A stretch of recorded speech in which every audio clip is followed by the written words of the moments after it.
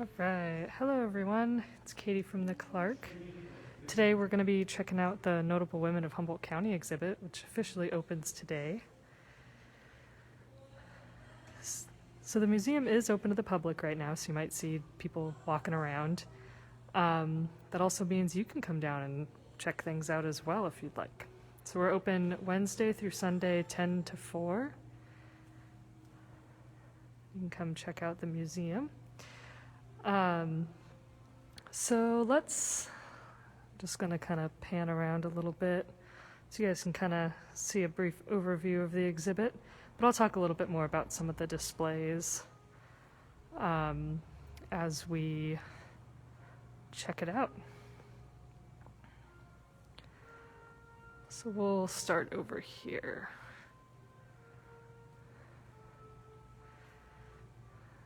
There's Cecile. Cecile says hi. All right. So I'm going to start first talking a little bit about where the idea for this exhibit came from. Take a look at this snazzy poster. So 2020 is the 100th anniversary of women gaining the right to vote. And that's of women officially being able to go to the polls and vote.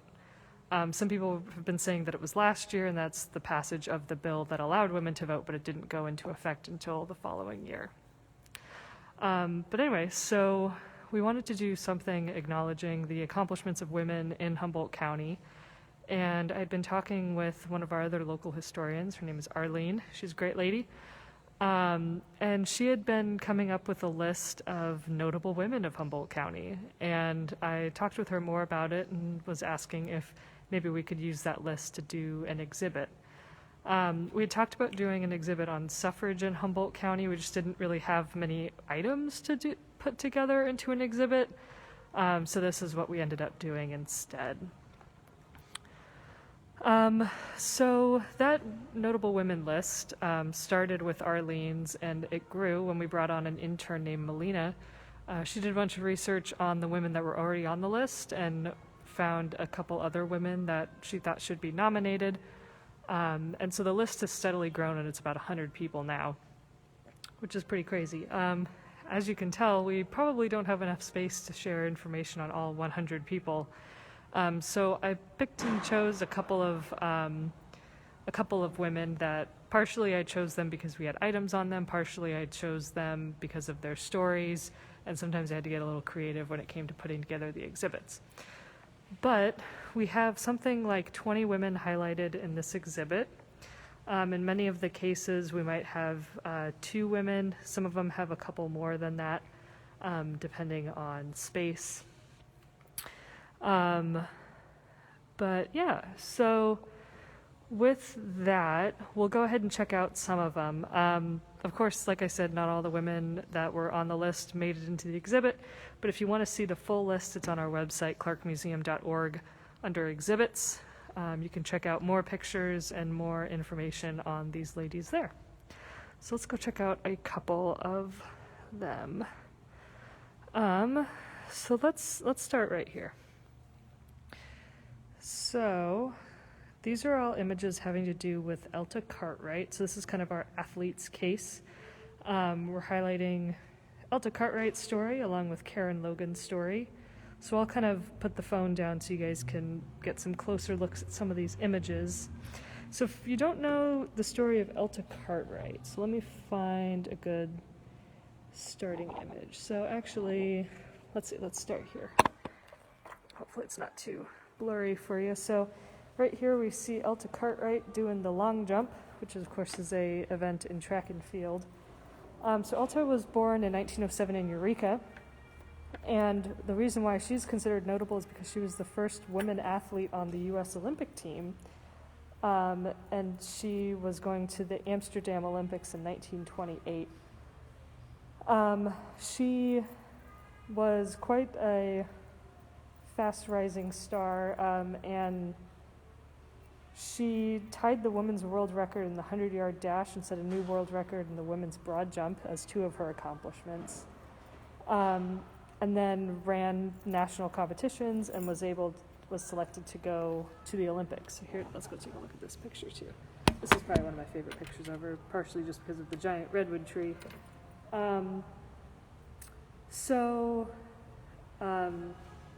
Along with Elta's kind of rising star status, because she was becoming so famous in her national running career, the national championships was actually brought to Eureka, I believe in 1927, and was ran at Albee Stadium at Eureka High School. So that's kind of cool. So of course, Elta goes to Amsterdam. Here's a picture of her and some of the other competitors from the team on the ship. Sorry, the light kind of is bad here. So, of course, they had to take a steamship across in 1928. And Elta, unfortunately, became sick on the journey over there. So, unfortunately, she wasn't actually able to race.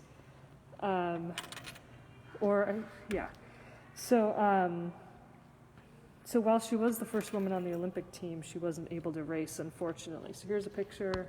Here's another picture of her running. She's this person here on the left. So when she came back, she was later a teacher in Petrolia, and she was later inducted into the Humboldt State Hall of Fame. And she was the first woman to be in the Hall of Fame. It was meant just for men, and then eventually they added a women's one, but she remained in the Men's Hall of Fame, so that was kind of an interesting thing. And she passed away in 2001 at the age of 93. So here's some of her track shoes, which they have these crazy spikes on the bottom of them. They ran on cinder tracks at the time, which might explain the spikes on her shoes. But this is a pair of shoes that she wore when she broke a record. We have another pair in storage. If you're looking for more information on Cinder Elta, as she was sometimes called, if you go to this website called Calisphere, Calisphere, there's actually a recording of a documentary or kind of a recording of Elta being interviewed, and it's really funny. She seemed like she was quite the funny lady. All right. So let's go over here. And so this is kind of a pretty unassuming little display here, but this has one of my, I don't know, it was a fun item to discover in the storage. So let's take a look at this little display here, including this lovely lady. So this lady's name is Margaret Curtis Paul. She was also known as Muzzy. She was born in 1901 in Kansas, and she came to Eureka in 1938. She married someone named Joy Paul in 1940, and they opened a spot called the Hamburger Inn. I'm not 100% sure if it was a hotel or if it was a hamburger shop.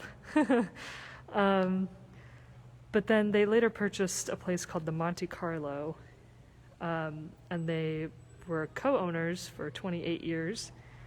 And Muzzy was a singer and performer at the Monte Carlo. Here she is kind of hanging out behind the bar. So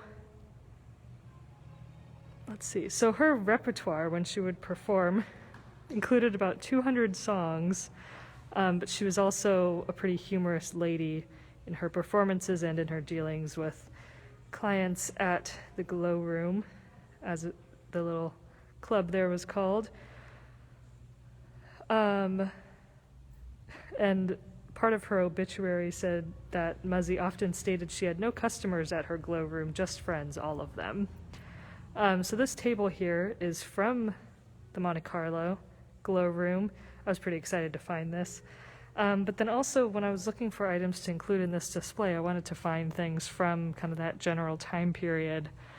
And so I found these pretty cool little glasses. And then I also found, and this was an exciting find, an ashtray from the Monte Carlo. And it's not, in the best of shape, but I searched through probably 2 or 3 dozen ashtrays, and this was the last one I looked at. So it was pretty exciting. Borrowed from the Monte Carlo. glow room and cafe. And I love these glasses. Look at these things. These are so cool. Blown glass. Very pretty. And I was looking for a dress kind of from that time period. And this was what I found up in storage. Nice little hat. Happy wave.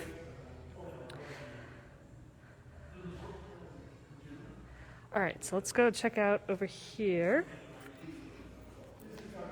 So if you've been following us through these COVID shutdowns and everything, you might recognize some of these posters. Earlier in the shutdown, I was able to take, actually, I think all of these posters except for this one, and that one, over to the Historical Society to get scanned. They have a really large format scanner, and it was really exciting. But this case, along with including some of these pretty great posters, includes some information on notable women in the military that were from Humboldt County. So let's see. Let's start here. So I'll kind of pan around. You can kind of take a look at some of these posters, and I'll tell you a little bit about some of the women that are kind of represented in this case. So let's see. I'll kind of settle this over here. Sorry, the lights are kind of funky. It's kind of what you got to deal with when you got lots of plexiglass and lots of light. So one of our ladies is Beth Rundell. Sorry about that. Who was born in Minnesota in 1920. She enlisted in the Army during World War II and was stationed in the Philippines and Shanghai, China. When the war ended, she came back to Minnesota and married her husband, Quinn, and they ran a mink ranch until they moved to Fortuna in 1949. So Beth did a bunch of things when she came here to Humboldt County. She was in advertising at the Humboldt Beacon. She and her husband at one point operated the Redwood Motel and then went into real estate in the 60s. And Beth also earned her pilot's license when she was here in Fortuna.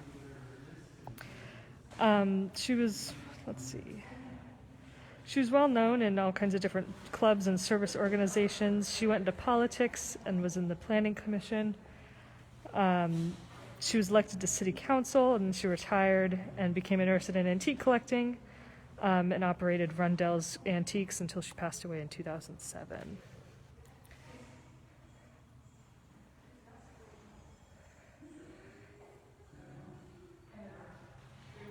I think this poster has definitely made a comeback here. Plant a Victory Garden.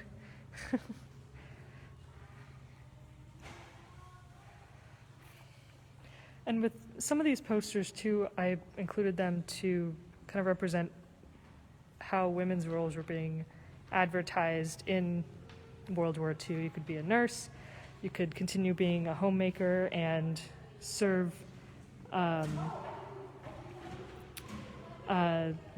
by conserving food and tires, not by driving all over the place. But you could also serve in the actual military with the Women's Auxiliary Army Corps, or Army Auxiliary Corps, which are kind of advertised over there. So another lady, here we'll kind of check some of this out, is Kay Gott Chaffee, who was born in 1920 in Idaho. And this is I've shared her story in different presentations I've done, and have heard from people that they do remember her. And so she grew up, of course, in the Depression era, being born in 1920. And funny thing is she learned how to fly airplanes before she learned how to drive. And once she did eventually, learn how to drive, she would complain that cars don't bank like airplanes do. But she joined the Women's Air Force Service Pilots Organization, which was a women's volunteer group organized under the Air Force. And what they did was they would shuttle planes, fighter jets, across the U.S. from where they were produced to where they were going to be stationed on different military bases. So she of course wasn't the only woman doing this. There were many that were, but their service in the military wasn't acknowledged until the 70s. So many of them went without military benefits for a long period of time. before the military officially acknowledged them as service members for the work that they did. So when the war ended, she came to HSU and got her degree in education, master's degree, and went on to teach dance at Humboldt State. But she continued with her piloting and ended up serving during the 1964 flood as running relief missions, which is pretty cool. She also flew planes over what later became Redwood National and State Parks and helped people take photos of lands that were being proposed for parks as well. And so she passed away in 2017 and is buried in Arlington. That's kind of where I'm going to end that. So let's go cruise around a little bit, point out some of the other kind of notable things that are in the exhibit. And of course, there's a lot of stuff that I might not mention that is definitely worth checking out, so be sure to come out and see. This is just kind of a little teaser for all y'all to come out and check out the exhibits. So if you've been in Humboldt County for any kind of period of time, you probably know the name Betty Chin. So this is a blanket and a set of coins that are currently on loan from Betty. And so a quick little story about Betty Chin. So she grew up in Guangdong province in China. Her parents were Western educated and Christian, and she was one of 12 children. Mao's Cultural Revolution happened in China when she was pretty young, at 7 years old. And she and her siblings were sent to a work camp, but Betty was only 7 years old, and she was too young to do the labor that was required. So she was actually expelled from the camp and made to wear a sign that said she was a child of the devil. And she lived homeless for 4 years before escaping to Hong Kong with her siblings and then heading to the U.S. So these coins were coins that were given to her by her grandmother that she brought with her from China and has hung on to her entire life. And this blanket was a blanket she received on the trip out of China from some nuns that she met along the way. So of course Betty gets to Humboldt County and she goes into the service of serving homeless people. And so how that happened was one of her sons had a homeless classmate, and Betty decided to take on providing food for the classmate and then eventually the classmate's family, before later providing meals to other homeless folks in Humboldt County. And from there, her work's grown. So now she operates 3 homeless shelters in the county, provides hundreds of meals, and provides services for the homeless people here in Humboldt County. She's been doing this for a couple decades now, and she's been recognized widely for her work. She received the Presidential Citizens Medal from President Barack Obama a few years ago after 3 decades of work. And of course she continues her work today. When she swung by to drop these off for us to put into the display, she was wearing her blue apron and said, "Gotta go, got some more work to do." So, but I was really blown away when she said we could borrow these for the display. It's pretty incredible. There's Brenda Perez, if you're familiar with her. She's in the exhibit as well. Really great lady. So for this one, you'll notice there's not a picture of an individual here. There's this drawing, but this is kind of sharing a little bit of the story of a lady named Mary Watkins. She's also known as Molly, and she's probably one of the older people that we're featuring in the exhibit. So she was born in 1831 in Philadelphia. She was a free black woman. She was also an abolitionist, and she lived with a family of Quakers, and they were working in support of the abolitionist movement. So what she and this family would do is the family would dress themselves as Southern slave owners, and then Molly would pose as a slave, and they'd go down to the South, and Molly would gather information from other slaves with the families that her Quaker family would stay with to gather information for the abolitionists. Later on, she moved to San Francisco, And then up to Eureka, where she married a guy named Leroy, who was a blacksmith at 13th and D Streets here in Eureka. So this was the 1860s, so Molly and her husband were some of the earliest black people here in Humboldt County. And she's kind of known as one of the earliest black women in Humboldt County. So after her husband died in 1871, she owned and operated a laundry and supported her children. She remarried again years later, and her daughter-in-law, whose name was also Mary, was part of the Amity Birthday Club, which is a black women's club in the early 1950s. And then Molly died in 1935 at 104 years old, and she and her husband are both buried in Ocean View Cemetery here in Eureka. And she and her family were known to be pretty nice people, well respected in the community as well. So she's notable in a couple of different ways. And if you guys have any questions along the way, feel free to post them there in the chat. I can see it. So Michelle says, this is great, thank you. Thank you, Michelle. Greg Foster says, Elta was in the care home with my grandma, got to talk to her a bit. I bet that was pretty fun. And then Martha Johnson says, love hearing about all these great women. Thanks, Katie. Thanks, Martha. So let's see. Man, these skylights do not make this easy. So let's take a look at this basket. And if you've tuned into previous Ask the Curator videos, you might recognize the design. So this is a hopper basket. This was made by Emma Perch. And if you've been to the museum, you've probably seen the Hover collection over in Nealis Hall. This basket is part of that collection. And Emma Perch is one of the originators of the Hover collection. So she was born in 1838, so not quite as old as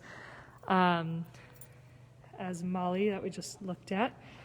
So she was a Karuk basket weaver and collector. She lived in New Orleans, or not New Orleans, she lived in Orleans. Getting my places confused. Take a look at this basket. So at the time, basket weaving was pretty common, or relatively common. And baskets were traded and gifted among people in the community there. So she started her basket collection, which later became the Hover collection, around that period of time. So it includes, of course, a large number of Karuk baskets. Those were the weavers she was trading with. But it also includes regalia items, other pieces ranging not only from the ones that Emma was collecting, but from ones that later family members of hers collected. All the way into the 1930s and 40s, when the collection was later donated to the museum a couple decades afterwards. So it highlights a really interesting period in basketry, from kind of the more traditional weaving patterns into different forms that are now kind of seen as more contemporary or modern.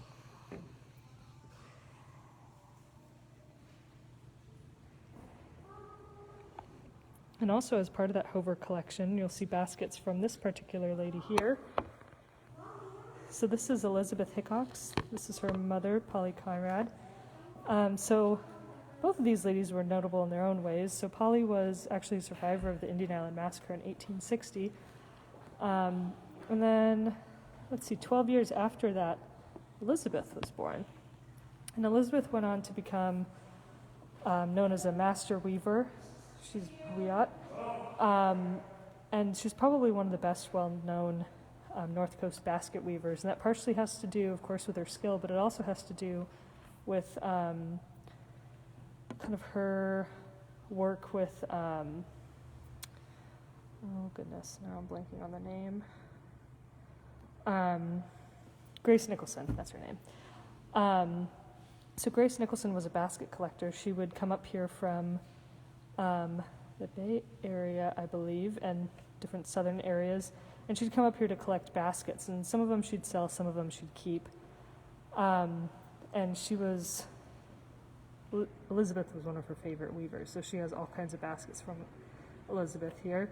And both of these photos are from Grace Nicholson's collection. And It's funny, now that I keep looking at this basket here, this one on the bottom looks a good bit like the one we have in the collection here. So you see that stack of 3 baskets? That one on the bottom there. Kind of zoom in a little bit. That looks a lot like one that's on display here in the Hover collection, which is also shown here. So that's a very good possibility that could be the same basket. Pretty exciting. Okay. We have the story of Vivian Hailstone as well. We have art from Lynn Risling, which if you've never seen her art before, of course we have it here. We also have prints for sale. And Just My Type down the street has prints of her art in card form, so you can mail your favorite Lynn Risling piece to a friend or family member. And there's Lynn. Lynn says hi. So here's a couple of other notable ladies. So Lucy Thompson, if you've ever seen this book, To the American Indian, it was a book she wrote with the goal of kind of sharing her experiences and memories and her culture of being a Yurok woman. And so she was born in 1853, and she wrote this book in the 1910s, I believe. And it was printed once and it hadn't been widely published after that. But then in 1991 it was republished with introductions by Peter Palmquist and Julian Lang. So she's got a really fascinating story, and of course this book is more widely available now since it has been reprinted. So be sure to check this one out if you get a chance. It gives you an interesting look into that period between pre-contact and post-contact for local Native people. And so Bertha Thompson was her daughter, became a notable lady in her own right. So this is a photo of her and her husband, who's a guy known as Chief White Elk. He's got his own kind of story going on. But Bertha was one of Emma Freeman, who's a photographer, one of her models for her portrait photography. And we'll go over to Emma Freeman's next. So not only was she a photography model, but she was also the lead for the opening parade for the 1915 Panama Pacific International Exposition. And some of the advertising that went along with that was kind of interesting, I guess. I mean, it was period accurate, makes sense, but it was things like Bertha left her native upbringing to become a nurse, but here she is in her native regalia. So it was kind of an interesting time period in terms of how women were recognized, particularly Native women. And then, of course, Chief White Elk here in the picture, he ended up being a con man.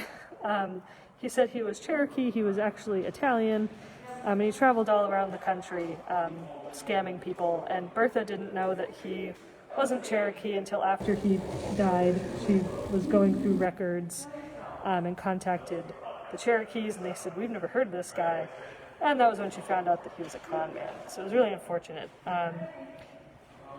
But they had divorced, before he had died. So I don't know that makes that much better. And then here, let's check out. Actually, here, let's go over to Emma Freeman really quick.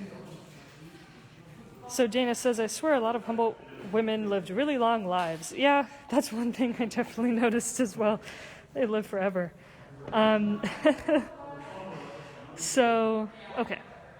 So now we're going to check out Emma Freeman.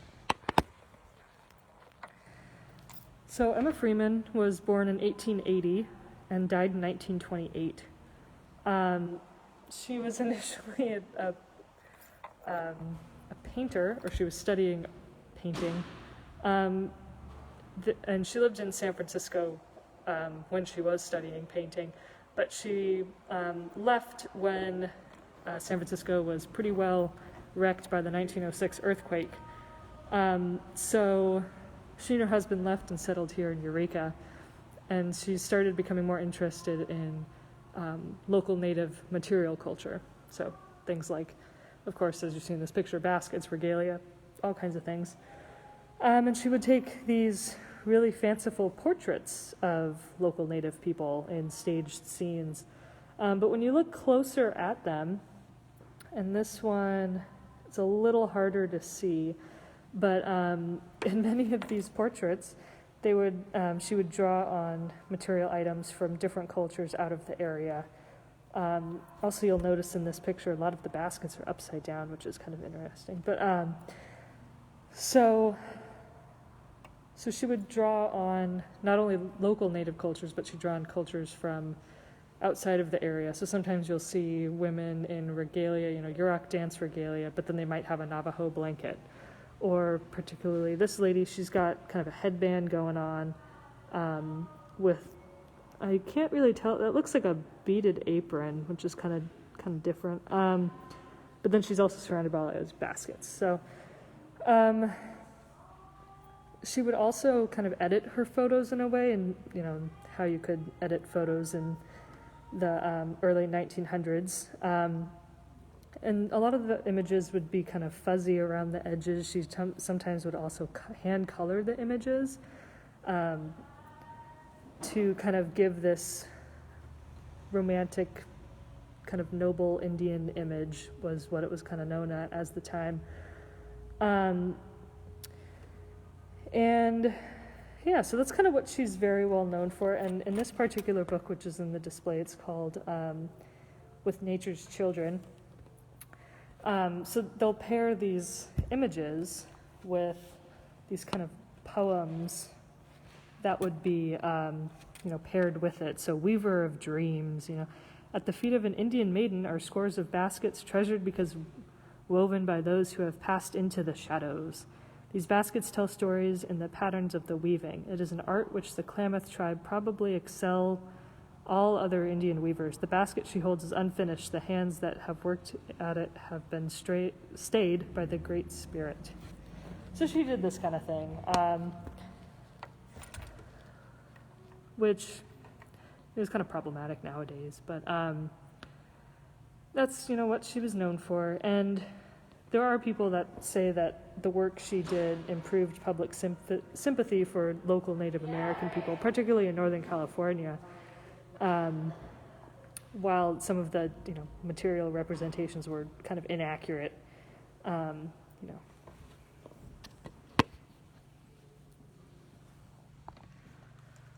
All right, so let's see. Whew.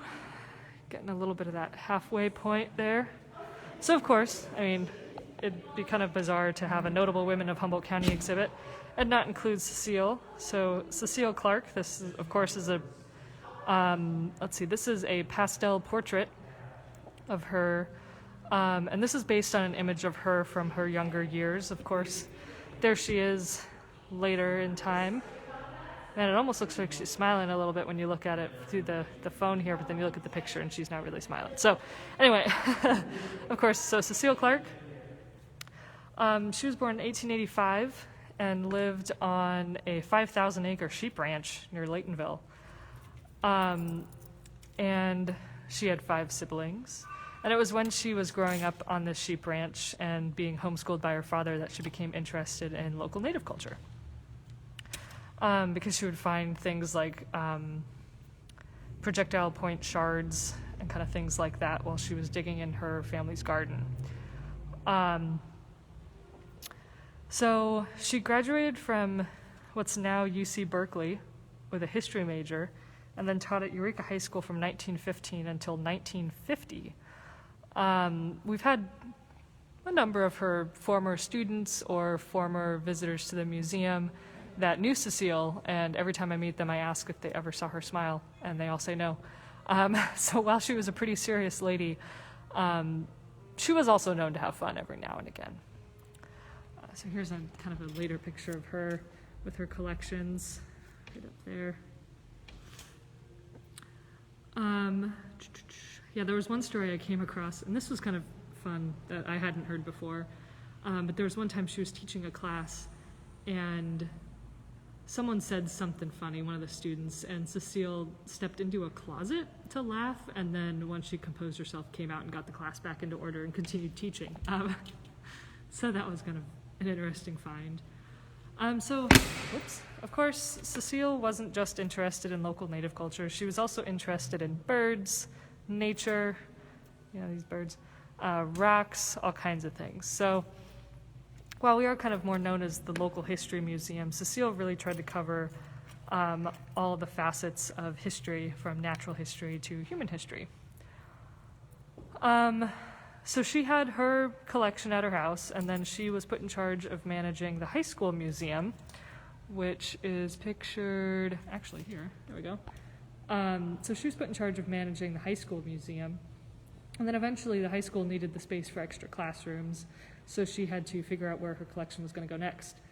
At that point in time, her family had sold the sheep farm, and she used her share of the money to purchase the building that we're in right now, the Bank of Eureka building.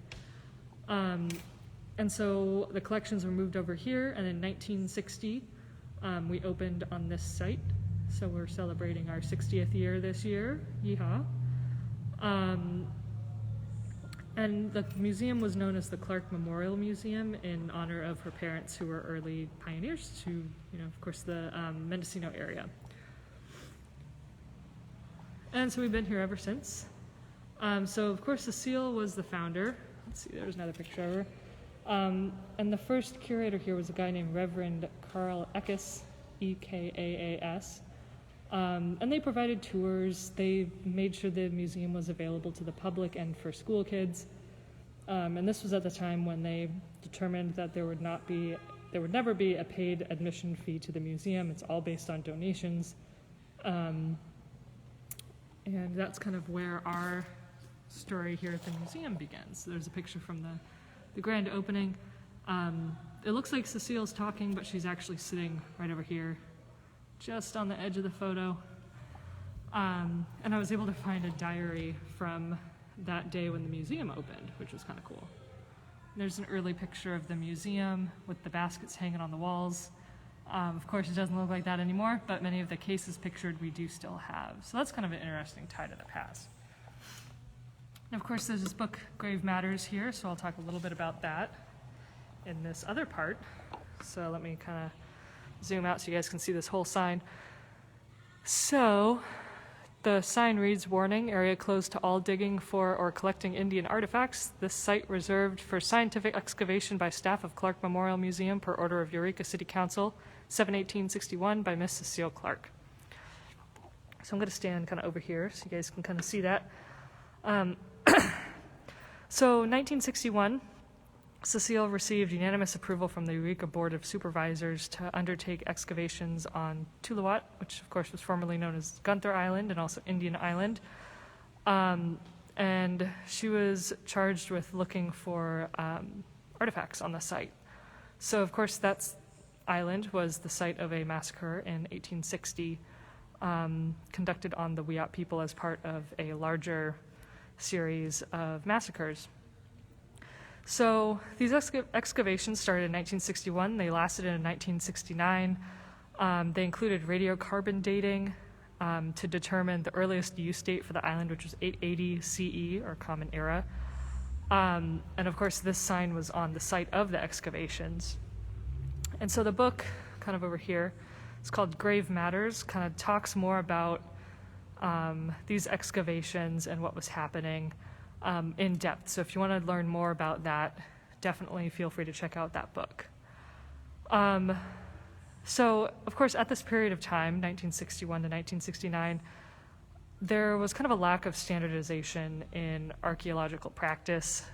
People weren't consulting tribes on different projects that were going on. There was a lack of standardization in archaeology. Tribal representatives weren't consulted.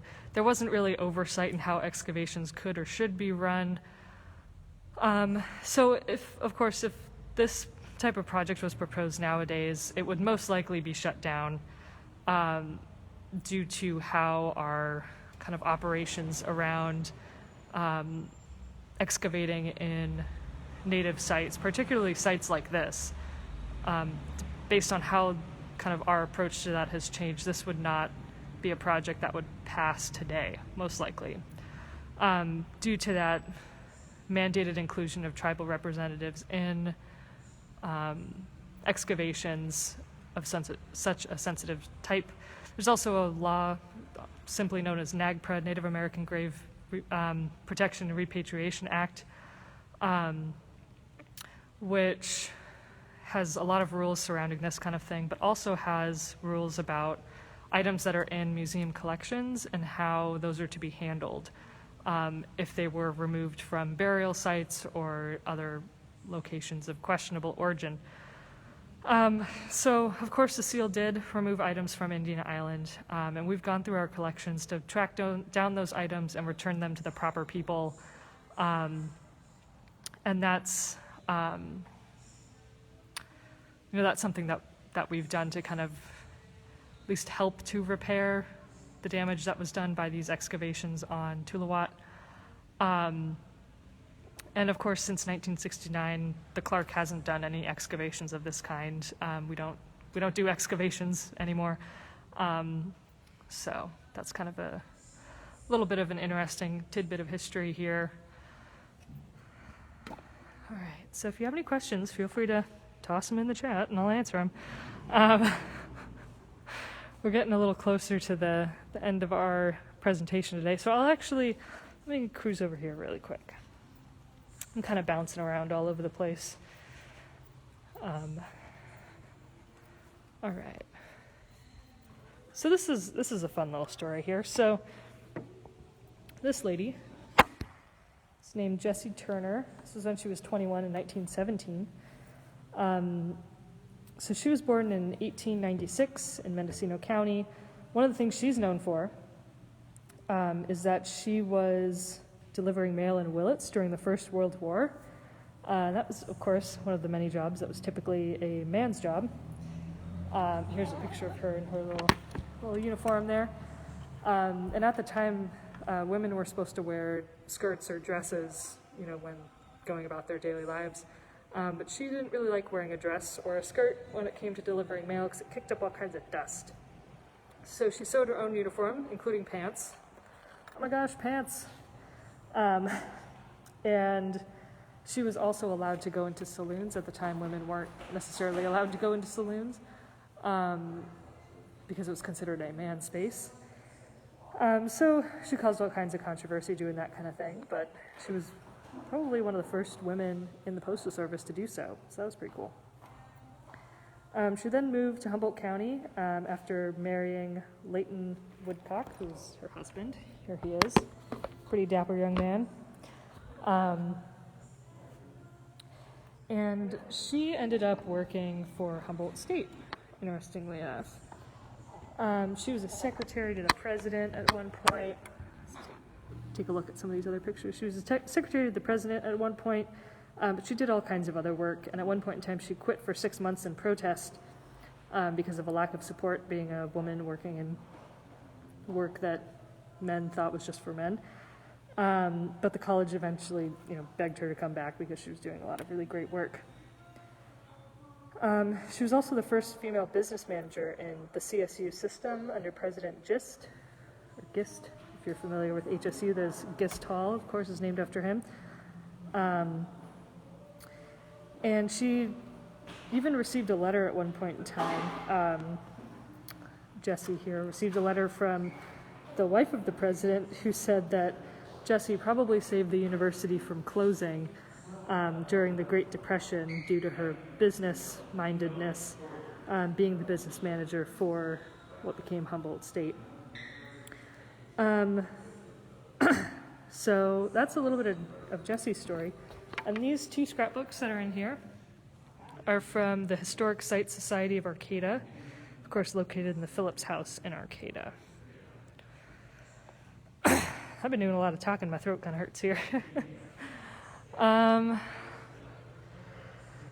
Let's see. So I think I might wrap it up here. Definitely feel free to come by and check out our exhibit. It'll be up until the spring. but don't dilly-dally. No, get over here before time passes, which I know time's been flying for me, so be sure to get by here before it closes. We're open, of course, Wednesday through Sunday, 10 to 4, here in Old Town Eureka, the big white bank building. And we'll be looking forward to seeing you. Of course, our admission is donation-based. It's $5 for an individual or $10 for a family, which is an absolute steal when it comes to visiting a museum. And we hope to see you soon. So with that, I'll go ahead and thanks for tuning in. I hope to see you guys soon, and have a good weekend.